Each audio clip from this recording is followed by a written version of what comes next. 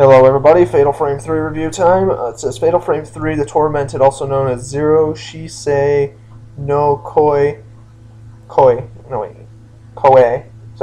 Zero Voice of the Tattoo. In the Europe version, it's also known as Project 03, The Tormented. It is the third installment in the Fatal Frame video game series. PS2 takes place 2 years after Fatal Frame 1 and about 2 months after Fatal Frame 2. There's a butterfly introducing old and new characters as well as a new haunted location. In Fatal Frame 3, the player uses the camera once again to photograph and dispel ghosts. The player explores in the third person in either the manner of sleep or the real world. Now on the main screen is a ghost fluent screen which indicates a ghost present. Red means hostile, while the blue means a neutral. At any point in the game, the player can either enter first person mode via viewfinder used to photograph ghosts, and the camera has an amount of film for ammunition, and the player must search these areas to obtain more. The player gains more points in defeating these ghosts by taking pictures of the neutral ghosts or the seals.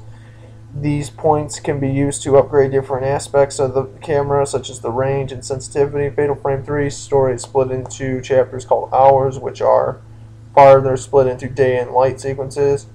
While awake, Ray moves about her home, interacting with other characters and developing photographs taken from the manner of sleep. While sleeping, Ray enters the manner of sleep in her dreams, and in certain hours the player control Miku from the first game in K. And their dreams include sections from the previous games, like for example the Humuro Mansion from the first game, which has different special abilities. Each character has different special abilities, making each one's playing style unique. Ray can use the flash to scare off certain spirits, which is like a stun gun in this game. Well, stun to Ray in this game, but can also be used only a number of times. Miku has the called the Sacred Stone Charm, decreases the speed of spirits when using, and has a double ability that allows her to charge the camera twice. Kai also has great physical strength and can move shelves or jump from one roof to the other of the manor. However, since K's camera ability is much weaker than all that of Ray and the player must use his hide ability to avoid spirit detection.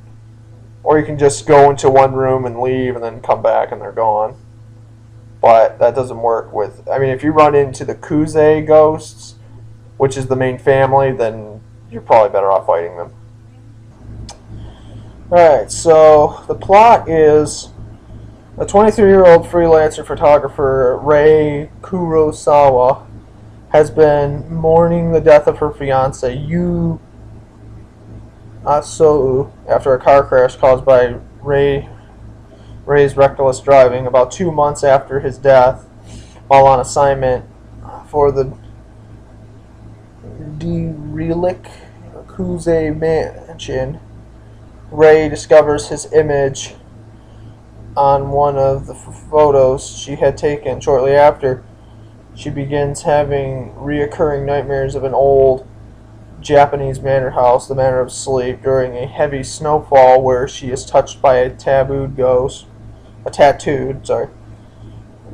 Upon waking up, Ray notices a mysterious bruise on her body where the ghost had touched her. This is a female ghost, by the way. This spreads each time she dreams about the manor. As Ri continues to explore the Manor of Sleep, she begins to receive investigation notes from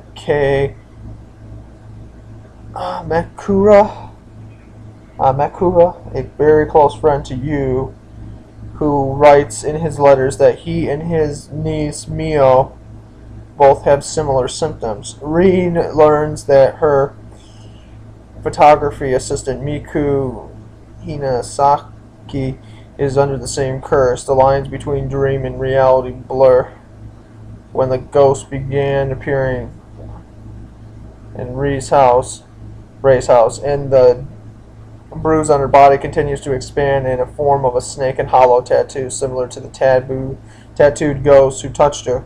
Ray also learns that uncovering diaries and that the dream were caused by Rika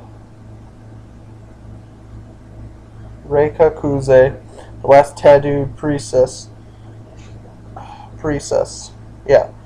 tasked with the duty of containing other emotional pain with the tattoos on her body. Although they're meant to the rest of eternity, Reika had unintentionally released the rift, a form of darkness which destroyed the village after her childhood lover, Kaname, was murdered in front of her eyes. Now corrupted and unable to rest, she haunts people with a strong attachment to dead loved ones. Within time, the tattoos Reika had cursed her victims with Reika? Reika. Because of Rei's attachment to you, Miku's to her brother Puyu, and Kei's strong attachment to Mio, mourning over her sister. All three are trapped within the manner of sleep unless somebody can find a way to break the curse. When Miku enters a coma, Ri loses all hope of ending the curse until Kei suggests that by staking down Reika's body down in the Chamber of Thorns, she can peacefully rest and no longer endanger them. However, she becomes trapped in the chamber himself upon making a horrific discovery. Rika's body has already been pinned down to the ground with only Ri remaining. She confronts Rika and exorcises her spirit, allowing the lyrics of a song in the ritual, which is also known as the lullaby of sleep, or which is sung by the four handmaidens. You'll know who the handmaidens are when you play the game. Rei puts the body of Rika and Kaname in a small boat and pushes it in an underground sea behind the stone ritual chamber, the abyss of the horizon. And I like this too. Like, this next part is really cool. The Asians have an old tradition where, like, whenever somebody dies at sea, they would light the boat on fire, and they would, or not necessarily light it on fire. They would send the boat down the sea somewhere, and they would find somebody. The body would be there, or maybe they'd set the boat on fire in some aspects. But they would also make these little wooden boats and these little sails, and they would sail them across with lights in them, and they would have like candles, and the dead would be able to find their way. I just thought that was pretty cool when they did that. But let's see. The passage to the spirit world as the boats begin to vanish into the distance. The other dead spirits begin to cross the sea. One of them being you. The tattoo, which now covers Rei's body, transfers to you, who insists that she must go on living and keep his memory alive. Once Rei and Miku wake up, they resume their normal lives. Two endings appear in the game. The normal ending shows Rei and Miku have survived while Kei has been spirited away. Mio's fate is unknown, presumed spirited away by Reika as well. The photograph ending is achieved by an optional side quest only available on the second playthrough of the game. This ending shows that both Kei and Miku have survived as well, and that Mio, and Mio is introduced to Ri and Miku after the game. In both endings, both Ri and Miku resolve to live on, as their deceased loved ones would have wanted. So, overall, the game was scored with average reviews of like 75 to 100, but realistically, being somebody that has played Fatal Frame 3, and there's a lot more to this game than what meets the eye, but I gotta say, though, if you've never played this game, you should totally check it out. It's definitely one of the scariest games I've ever played. Because, you know, again, like I said in Fatal Frame 2, there is a lot of people that, you know, like, for example, if you play Fatal Frame 2, you would learn that there's a lot of really interesting things about the game.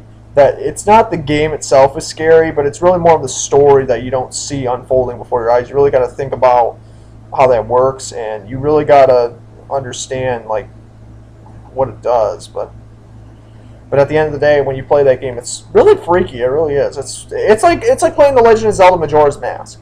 You know, it wasn't considered to be a scary game. It was just a simple adventure game. But if you play the game itself, you know that's a damn lie, because Majora's Mask was probably, as ironic as it sounds, one of the scariest games that Nintendo has ever made, and it was probably one of the best games that Nintendo's ever made. Even though I think Ocarina of Time is better, but you know, but I still think Majora's Mask was awesome too. The game was pretty freaky. But anyways, you know, again, comment, rate, subscribe, favorite, share this video with you guys. What do you guys think?